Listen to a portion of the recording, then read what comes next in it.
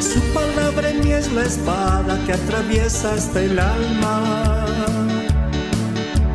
Su palabra en mí es la luz que alumbra mi camino. Hoy quiero compartirles acerca de algunos de los atributos que tiene Dios. Hemos estado seguramente en esta semana viendo las noticias. La mayoría seguramente ha visto un accidente que ha pasado aquí muy cerca, ¿no? De un vehículo que ha atropellado a 2 personas.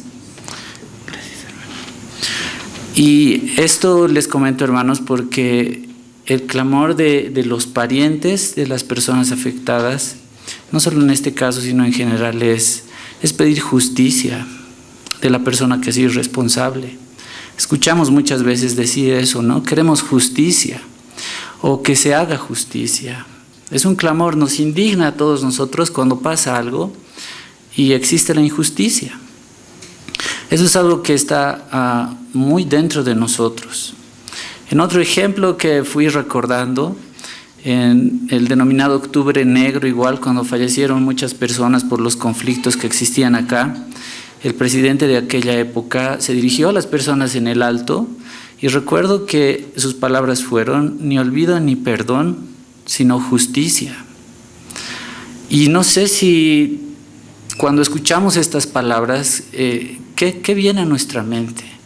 Ni olvido, dice, ni perdón, sino justicia. Las personas clamamos por justicia. Y esto es algo, y está muy relacionado con uno de los atributos que tiene Dios. Dios es un Dios justo y Él hace justicia. Entre las definiciones que existen de justicia, Aristóteles, por ejemplo, decía que justicia es dar a una persona su merecido.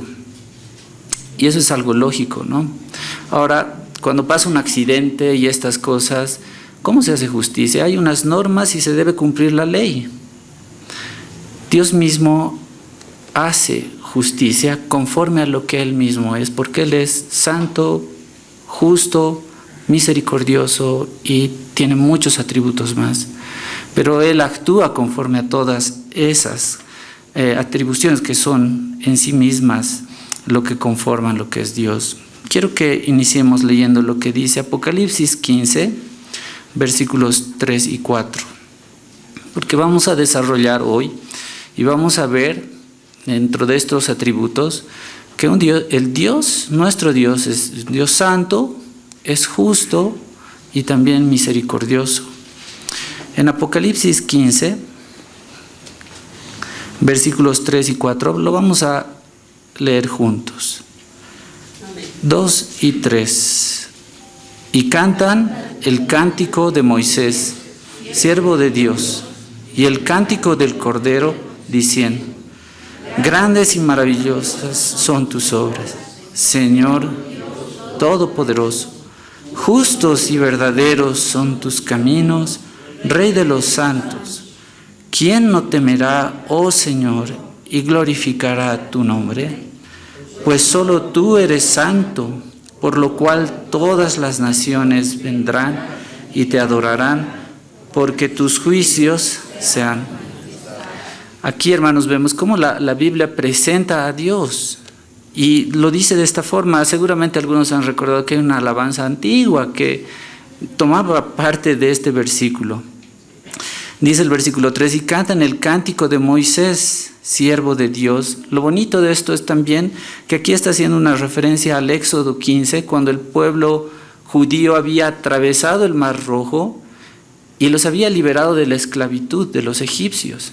Y cantaban este cántico en alabanza, en adoración al Señor y en gratitud por esa salvación.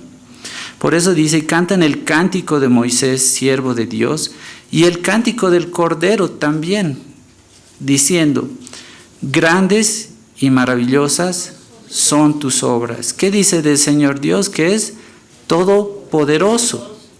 Justos y verdaderos son tus caminos, Rey de los santos. ¿Quién no temerá, oh Señor, y glorificará tu nombre?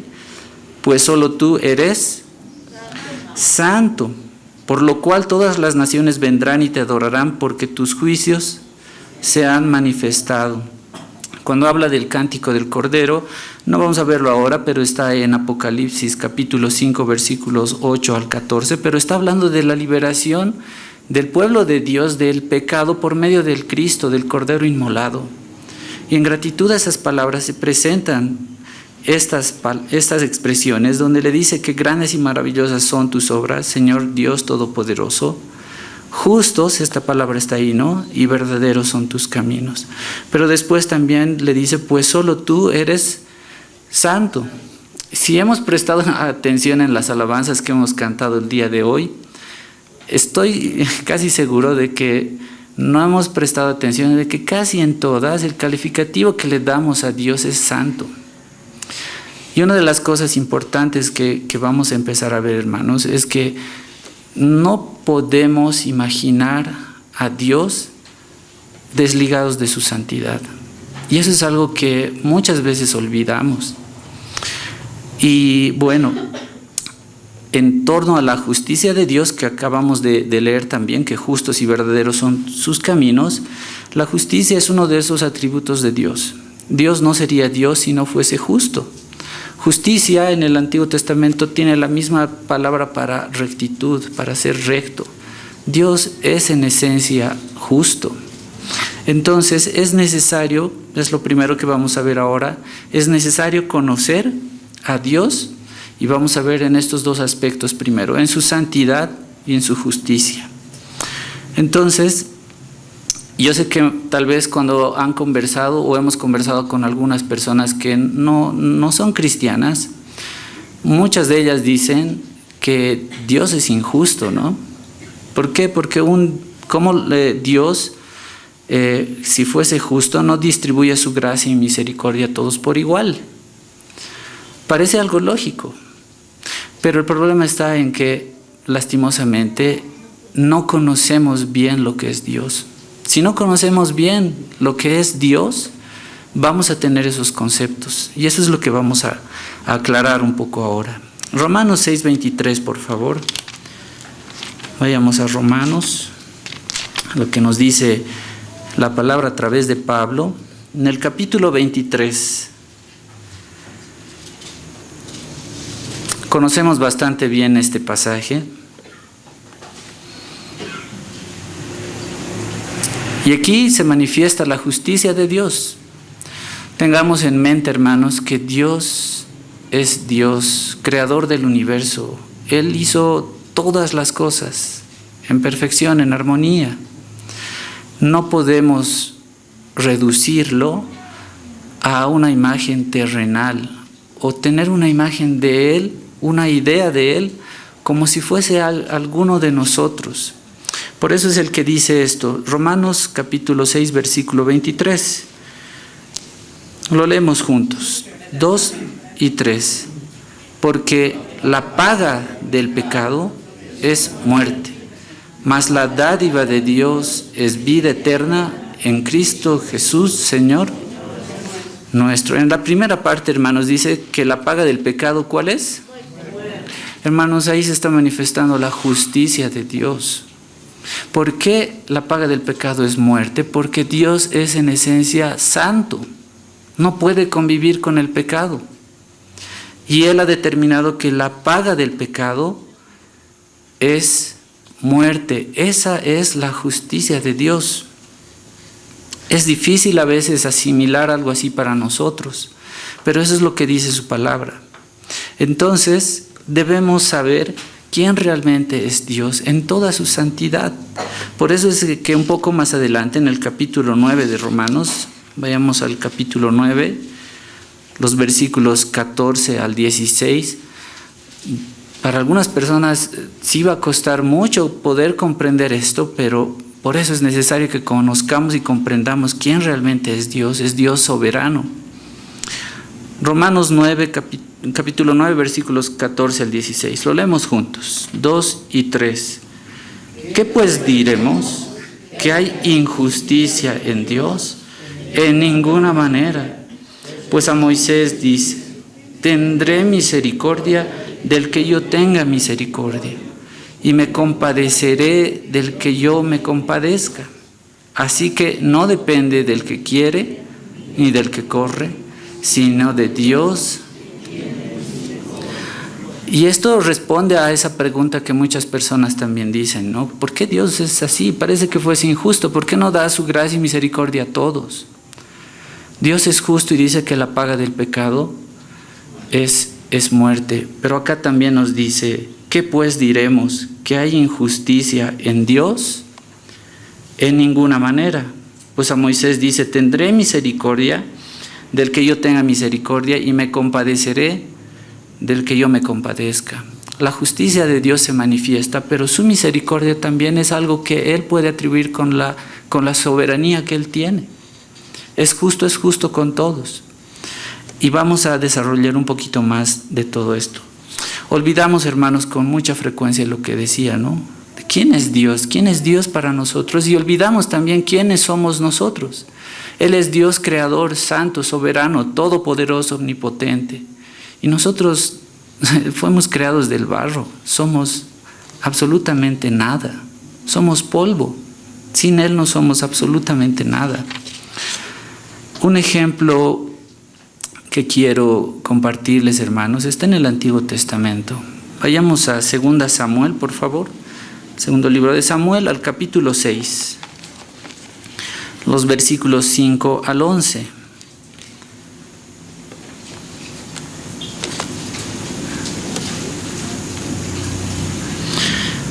Si recordamos, hermanos, hasta que lleguemos a este pasaje, en el Antiguo Testamento Dios había dado a Moisés instrucciones acerca de cómo construir el tabernáculo, el lugar santo, el lugar santísimo, todos los objetos que existían allá. Y también estaba dentro de estos objetos un cofre llamado el Arca de la Alianza o el Arca del Pacto. Era un cofre de madera, pero revestido interna y externamente de oro puro. Todos los israelitas habían donado los metales preciosos para su construcción. En toda la construcción del templo, de estos instrumentos, tenían instrucciones delante de Dios exactamente de todo lo que se tenía que hacer, las medidas, los detalles que llevaban a los costados. Y entre esos detalles tenía argollas en los extremos de este cofre, y unas varillas de las cuales solamente los levitas, los sacerdotes levitas, podían manipular. Esta tribu de Leví estaba encargada exclusivamente de esta tarea. Toda su vida se habían preparado para esto, pero tenían instrucciones claras también. No se podía tocar el arca. El arca representaba la presencia de Dios con su pueblo y su santidad. Y mano humana no podía tocarla. Por eso es que, hermanos, les digo, muchas veces olvidamos realmente de quién es Dios. Y Él había instruido claramente, dentro de muchas otras instrucciones, en su manejo, estaba expresamente determinado de que no se podía tocar el arca.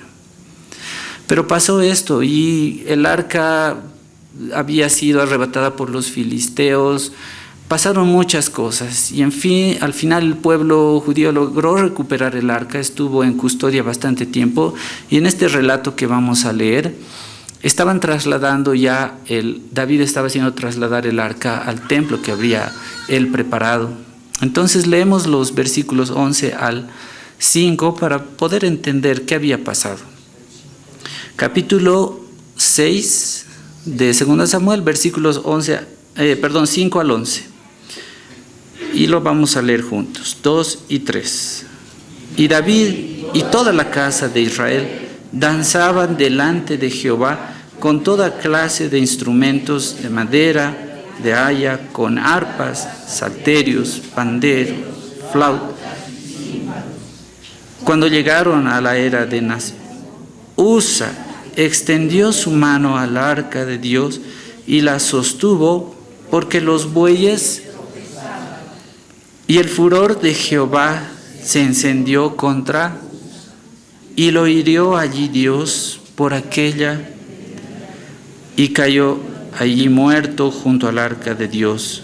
Y se entristeció David por haber herido Jehová a Usa, y fue llamado a aquel lugar Pérez Usa hasta hoy. Y temiendo David a Jehová aquel día, dijo: ¿cómo ha de venir a mí el arca de Jehová? De modo que David no quiso traer para sí el arca de Jehová a la ciudad de David, y la hizo llevar David a la casa de Obed-edom Geteo. Y estuvo el arca de Jehová en casa de Obed-edom Geteo 3 meses, y bendijo Jehová a Obed-edom y a toda. Wow. Hermanos, este relato es tremendo. Y cuando hablamos de que, no sé qué les parece de primera impresión lo que hizo Dios. Al parecer parece injusto, ¿no? ¿Cómo es? Por una pequeña falla tal vez. Dentro de todo esto estaban llevando en algo muy festivo. David y toda la casa de Israel danzaban llevando el arca. Estaban felices de recuperarla y llevarla al lugar que le correspondía. En el versículo 6 dice: cuando llegaron a la era de Nacón, Usa extendió su mano al arca de Dios y la sostuvo porque los bueyes tropezaban. Era un acto de reflejo, ¿no? Estaban llevándolo, el arca se iba a caer y en un acto instintivo él extendió su mano y tocó el arca. Entonces hay algunos detalles para preguntarnos acá. Bueno, el 7 dice: y el furor de Jehová se encendió contra Usa y lo hirió allí Dios por aquella temeridad, y cayó ahí muerto junto al arca de Dios. Qué terrible esto, hermanos. En un acto de reflejo tocó el arca, parece algo muy inocente, pero ellos tenían la instrucción expresa de que no se debía tocar porque esto representaba la presencia de Dios mismo. Estaban ahí las tablas de la ley guardadas y habían infringido la instrucción de Dios, y Dios actuó con justicia. Parece injusto, pero no lo es. En primer lugar, nos podemos preguntar ¿por qué llevaban en bueyes el arca? La instrucción de Dios era que la llevaran los sacerdotes levitas, como les había indicado, de esas barras de oro que estaban alrededor del arca, y no la podían tocar. ¿Por qué habían desobedecido? Lo segundo que nos podemos preguntar es que Usa también creyó que sus manos eran más dignas que la misma tierra de tocar el arca. Las manos de todos nosotros realmente no son dignas. Somos pecadores. Por la misericordia de Dios es que estamos acá. Y esto realmente me hace reflexionar, y creo nos hace reflexionar en que debemos recordar que tenemos un Dios verdaderamente santo. Un ejemplo que escuchaba, y esto seguramente nos pasa a todos también, es que en una clase un profesor se presenta y dice: a fin de mes me van a presentar todos un informe de lo que hemos avanzado, un resumen de lo que hemos avanzado en el mes. De los 200 alumnos, llega a fin de mes, 175 alumnos le presentan el informe y 25 dicen: por favor, profesor, no hemos podido hacerlo, nos estamos habituando, denos 2 días más. Bueno, les da 2 días más. El siguiente mes, 50 personas no entregaron su informe y se van relajando así. El tercer mes este profesor dice: ¿quiénes han presentado su informe? Y eran solamente 50 personas. Entonces él dice: tal persona presente su informe. No la tenía ahí. Y él dice: bueno, reprobaste, porque esas eran las reglas. Y esto, para poder entender, hermanos, es que somos así. Si no respetamos, si no tenemos conciencia de lo que realmente es Dios, solemos ser así. Nos conformamos, cada vez nos descuidamos más, somos más permisivos en ese sentido. Y vivimos una vida así. Esto nos recuerda justamente que Dios simplemente en este relato es santo y estaba actuando con justicia. Él es así, ese es Dios y actúa de esa manera. En el relato de Isaías, vayamos a Isaías, hermanos, por favor. Isaías 6, seguramente recordamos también. Aquí nos habla acerca de la santidad de Dios. Y vamos a ver que ni siquiera los serafines podían contemplar a Dios en su santidad. Isaías capítulo 6, versículos 2 y 3.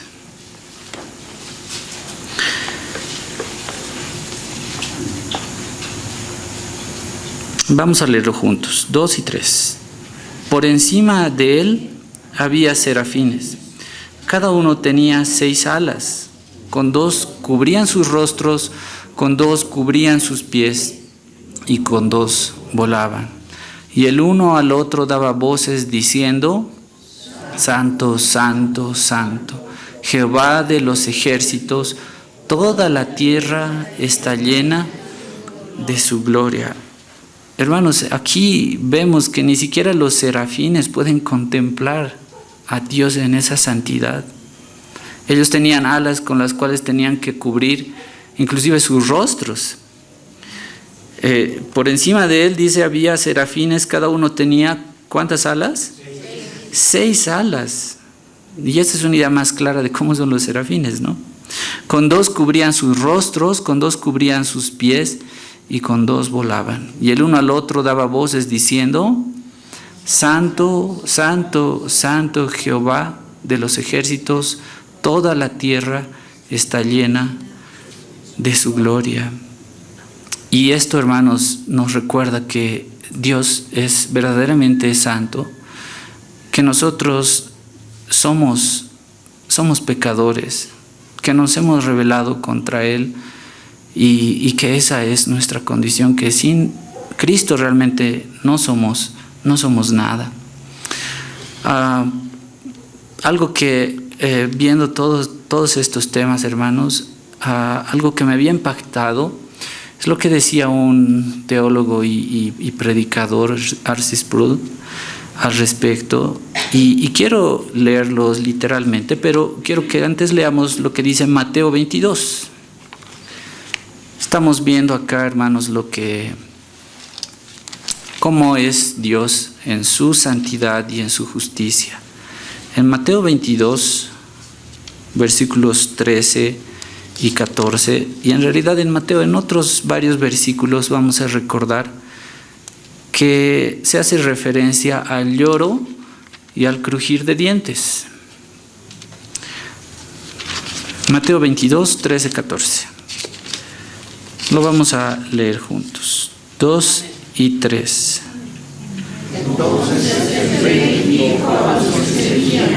Atadle de pies y manos, echadle en las tinieblas de afuera, allí será el lloro,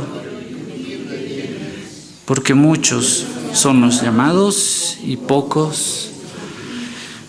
Hermanos, cuando acá en la palabra nos habla acerca de el lloro y crujir de dientes, es una referencia al infierno. Eso es lo que se menciona en este pasaje. Y lo que quiero compartirles acerca de este predicador es lo siguiente, y se los voy a leer. En esto del lloro y crujir de dientes que representa el infierno, él menciona que habrán 2 grupos de personas. A esto se refiere el lloro por un lado y el crujir de dientes. Él dice: unos, cuando estén en el infierno, estarán devastados y llorando, clamarán: oh Dios, ten piedad de mí. No les alcanzará las lágrimas para lamentarse todo lo que están viviendo. Pero otros no llorarán, crujirán los dientes. El crujir de dientes es una representación de la furia humana. Estarán reprochando a Dios y dirán: ¿cómo te atreves, Dios, a ponerme aquí? Existirán estos 2 grupos, mientras unos estarán llorando desconsolados y clamarán: oh Dios, ten piedad de mí. Habrá otro grupo que estará reprochando a Dios y le dirán: ¿cómo te atreves, Dios, a ponerme aquí? Él dice: yo estoy seguro de mi salvación. Pero si por alguna razón estuviese en el grupo de las personas en las que el Señor me diga: nunca te conocí, hacedor de maldad, diría lo siguiente: si estuviera en el infierno, dice este predicador, lloraría, pero no crujiría los dientes. Sé que si me envía al infierno esta noche, no podría levantar queja alguna, porque he sido culpable de traición. Cada vez que he pecado, he afirmado mi voluntad sobre la voluntad de mi Creador. He declarado que yo soy soberano y no el Señor Dios. He obrado en contra de su reino, no a favor. He pecado contra el Ser Santo e infinitamente justo, que no me debe nada. Solo habría recibido lo que mi vida merecía, perfecta justicia. Y hermanos, estas palabras me hicieron estremecer, pero realmente representa lo que una persona siente cuando verdaderamente conoce la justicia de Dios y la santidad de Dios. Porque claramente él dice, yo no me quejaría como algunas personas y estando en el lugar donde les es justo estar, en el infierno. Pero yo no me quejaría. Si estuviera en el infierno, dice él, lloraría, y sé que si me envía al infierno esta noche no podría levantar queja alguna porque he sido culpable de traición. ¿Cuántas veces le hemos fallado al Señor? ¿Cuántas veces nos hemos equivocado? Cada vez que he pecado, dice, he afirmado que mi voluntad está por encima de la voluntad de mi Creador. He declarado que soy soberano y no el Señor Dios. He obrado en contra de su reino, no a favor. He pecado contra el Ser Santo e infinitamente justo, que no me debe nada. Solo habría recibido lo que mi vida merecía, perfecta justicia. Llegar a esta conclusión, a estas palabras, hermanos, es haber comprendido realmente lo que Dios es en su santidad y en su justicia. Eso es lo que nosotros merecemos. Pero el Señor no solamente se queda ahí. Algo muy personal, hermanos, es que quiero compartirles, es que muchas veces escuchamos a personas que obviamente no conocen el Evangelio y algunas que tal vez sí. A mí personalmente cuando dicen, oh sí, sé que el flaco de arriba me cuida, escucho esas palabras y, ¿saben?, me indigna. Pero inmediatamente, hermanos, recuerdo yo las veces que igual he fallado en contra del Señor. Y me hace sentir que no somos dignos de nada. Pero que peor aún, nosotros a veces conociendo la palabra del Señor, le fallamos. El mundo está perdido, no conoce las palabras, tal vez lo hacen por no conocer. Por eso es que, hermanos, en esto quiero hacer el énfasis de que es necesario conocer a Dios, conocerlo en su santidad, en su justicia. Así nadie tampoco nos va a poder engañar. Debemos conocer a Dios. Por eso es que en el libro de Daniel, vayamos por favor al capítulo 9, se referían a Dios de esta manera. Capítulo 9 de Daniel, versículos 7 y 8 inicialmente.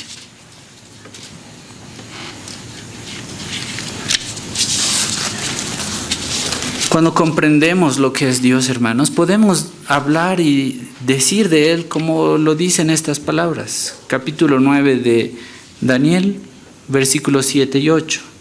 Dice así la palabra del Señor, lo leemos juntos, 2 y 3. Tuya es, Señor, la justicia y nuestra confusión de rostro, como en el día de hoy lleva todo hombre de Judá, los moradores de Jerusalén y todo Israel, los de cerca y los de lejos, en todas las tierras a donde nos has echado, a causa de su rebelión, con que se rebelaron contra ti. Oh Jehová, nuestra es la confusión de rostro de nuestros reyes, de nuestros príncipes y de nuestros padres, porque contra ti pecamos. Hermanos, cuando comprendemos lo que realmente es Dios, podemos decir esto, ¿no? Tuya es, Señor, la justicia. Nunca vamos a ver a Dios como injusto. Dice que la paga del pecado es muerte y todos recibimos, sí, su justicia, pero a algunos, hermanos, nos da la no justicia, porque la misericordia es no justicia, pero no injusticia. Parece un trabalenguas, pero es así. Dios es justo y podemos decir de Él: tuya es, Señor, la justicia y nuestra la confusión de rostro, como en el día de hoy lleva todo nombre de Judá, los moradores de Jerusalén y de todo Israel, los de cerca y los de lejos, en todas las tierras a donde has echado a causa de su rebelión contra que se rebelaron contra ti. Oh Jehová, nuestra es la confusión de rostro de nuestros reyes, de nuestros príncipes y de nuestros padres, porque contra ti pecamos, así nos reconocemos. Pero ¿qué dicen los dos versículos siguientes? De Jehová nuestro Dios es el tener misericordia y el perdonar, aunque contra Él nos hemos rebelado y no obedecimos a la voz de Jehová nuestro Dios para andar en sus leyes que Él puso delante de nosotros por medio de sus siervos, los profetas. Y ahí están, hermanos, las buenas nuevas. No solamente se queda en esto de la justicia de Dios, que la paga del pecado es muerte y que no tenemos remedio.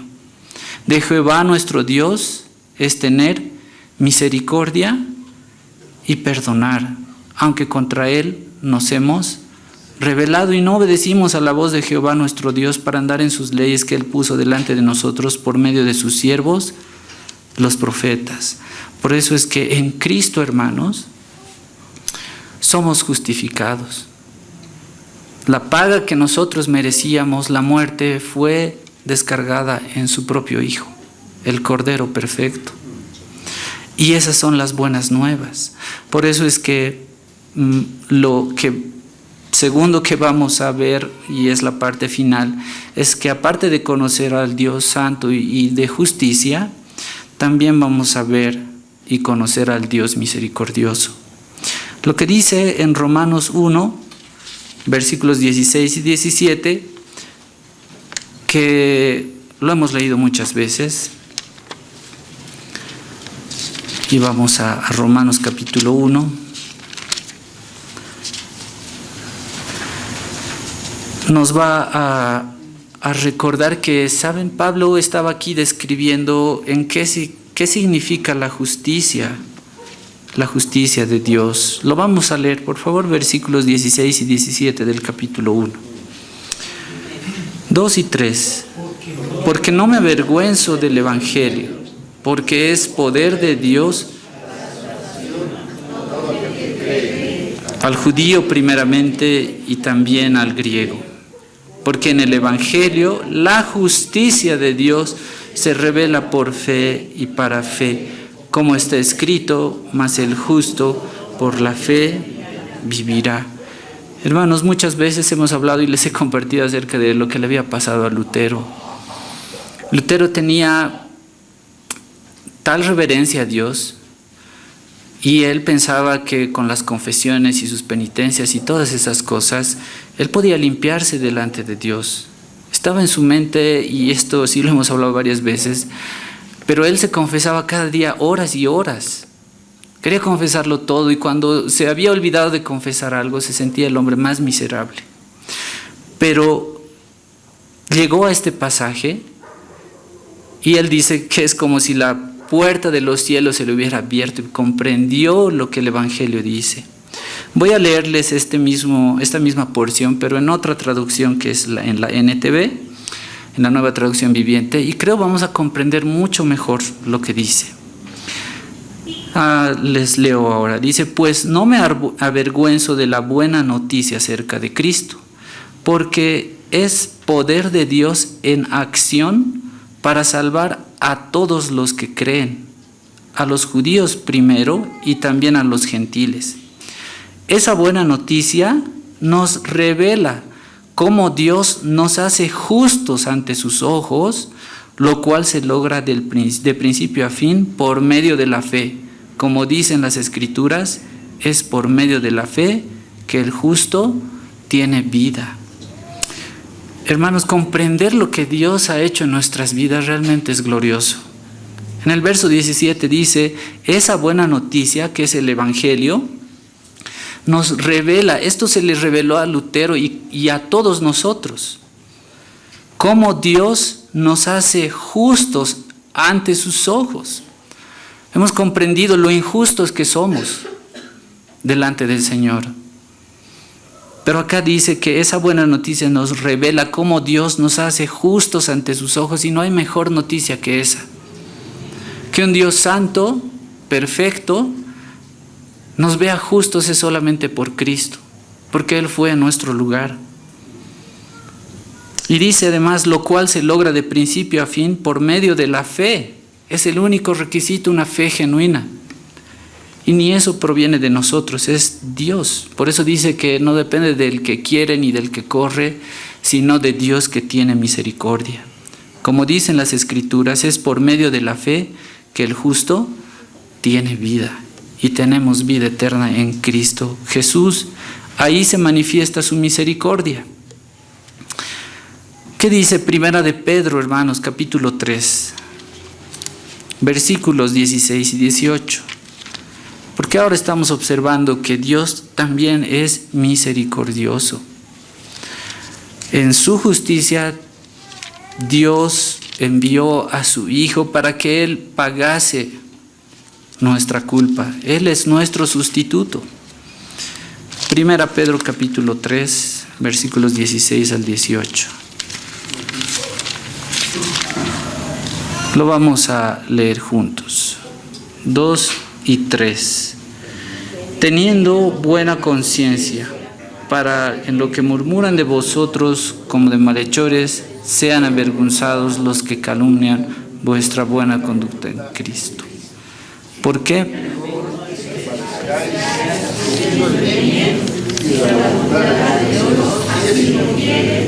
Que haciendo el mal. Ahora leamos por favor el 18 hasta el 20.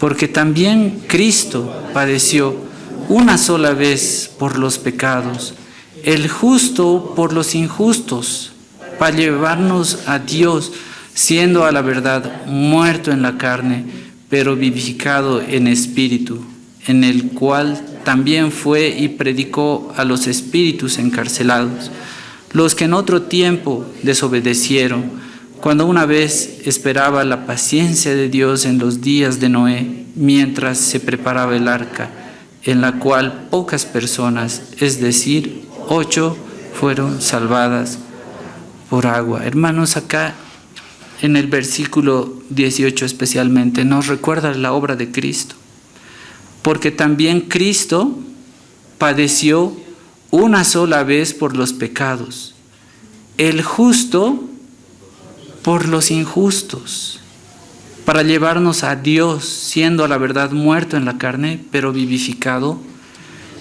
en espíritu. Vemos, hermanos, cómo se manifiesta la misericordia de Dios para con nosotros. Su único Hijo, el unigénito, el Cordero perfecto, limpio de pecado. Por eso dice, el justo por los injustos. Por eso al principio les decía, hermanos, ¿les parece justo que una persona que comete algo que está fuera de la ley no se le dé lo que merece? Eso sí sería injusticia, ¿no? Pero acá, hermanos, se está manifestando la misericordia de Dios. En su justicia, Dios descargó toda su ira con su Hijo, lo cual nosotros merecíamos. Pero el verso 18 dice, porque Cristo padeció una sola vez lo que nosotros merecíamos, el justo por los injustos, para llevarnos a Dios, siendo a la verdad muerto en la carne, pero vivificado en espíritu. Esa es la misericordia de Dios. En Romanos 3, versículos 23 al 26, también lo hemos leído muchas veces, pero lo vamos a comprender mucho mejor ahora. Versículos 23 al 26. Lo leemos juntos, 2 y 3. Por cuanto todos pecaron y están destituidos de la gloria de Dios, siendo justificados gratuitamente por su gracia mediante la redención que es en Cristo Jesús, a quien Dios puso como propiciación por medio de la fe en su sangre, para manifestar su justicia a causa de haber pasado por alto en su paciencia los pecados pasados, con la mira de manifestar en este tiempo su justicia, a fin de que Él sea el justo y el que justifica al que es de la fe de Jesús. Hermanos, mejores noticias no podemos recibir. Ser justificados en Cristo Jesús sin haberlo merecido, solamente por la fe. Por cuanto todos pecaron y están destituidos de la gloria de Dios, siendo justificados, ¿de qué manera? Gratuitamente por su gracia, mediante la redención que es en Cristo Jesús, a quien Dios puso como propiciación por medio de la fe en su sangre, para manifestar su justicia, a causa de haber pasado por alto en su paciencia los pecados pasados, con la mira de manifestar en este tiempo su justicia, a fin de que Él sea el justo y el que justifica al que es de la fe de Jesús. Hermanos, esas sí son buenas noticias. En eso nos regocijamos, en eso podemos estar seguros. Romanos 5:12, ya vamos a ir terminando. Romanos 5, versículos 1 y 2. También Pablo describe esto, ¿no? Están los resultados de la justificación. Lo leemos juntos, 2 y 3. Justificados, pues, por la fe, tenemos paz para con Dios por medio de nuestro Señor Jesucristo, por quien también tenemos entrada por la fe a esta gracia en la cual estamos firmes y nos gloriamos en la esperanza de la gloria de Dios. Hermanos, comprender que hemos sido justificados es simplemente una gracia del Señor. Es por sus méritos, no los nuestros. Que estamos justificados pues por la fe, no hay otra forma. Tenemos paz para con Dios por medio de nuestro Señor Jesucristo, por quien también tenemos entrada por la fe a esta gracia en la cual estamos firmes y nos gloriamos en la esperanza, la gloria de Dios. Por eso es que no importa lo que pase en este mundo, las situaciones que atravesemos, estamos seguros, estamos firmes y nos gloriamos en la esperanza de la gloria de Dios, porque en la vida eterna, en una eternidad, estaremos con el Señor. Finalmente, hermanos, quiero que terminemos leyendo Tito. Vamos a leer Tito capítulo 3, versículos 4 al 7.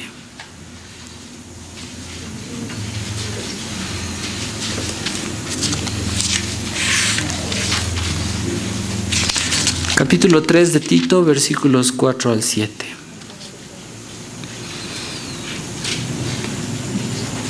Lo leemos juntos, 2 y 3. Pero cuando se manifestó la bondad de Dios, nuestro Salvador, y su amor para con los hombres, nos salvó no por obras de justicia que nosotros hubiéramos hecho, sino por su misericordia, por el lavamiento de la regeneración y por la renovación en el Espíritu Santo, el cual derramó en nosotros abundantemente por Jesucristo nuestro Salvador, para que justificados por su gracia viniésemos a ser herederos conforme a la esperanza de la vida eterna. Hermanos, todo esto lo tenemos solamente por la misericordia de Dios. En ese relato que les leía es terrible, ¿no?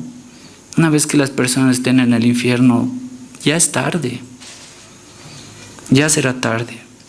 Pero cuando Dios se manifestó la bondad de Dios, nuestro Salvador, y su amor para con los hombres, nos salvó no por obras de justicia que nosotros hubiéramos hecho, sino por su misericordia, por el lavamiento de la regeneración y por la renovación en el Espíritu Santo, el cual derramó en nosotros abundantemente por Cristo nuestro Salvador, para que justificados por su gracia viniésemos a ser herederos conforme a la esperanza de vida eterna. Es por eso que nosotros estamos llamados a agradecer al Señor y agradecerle al Señor con nuestras vidas. No hemos hecho nada para merecerlos, hermanos. Es solamente por su gracia. Y si recordamos que hay una alabanza que habla de la misericordia de Dios, ¿no? Es muy conocida. Dice: tu misericordia es incomprensible, grande es tu amor por mí, no lo alcanzo a comprender. Y si la escuchan, realmente no merecemos nada, pero es solamente por su amor, su bondad y su misericordia. Es un Dios santo, justo, soberano, pero también misericordioso. Amén. Vamos a orar. Su palabra en mí es la espada que atraviesa hasta el alma. Su palabra en mí es la luz que alumbra mi camino.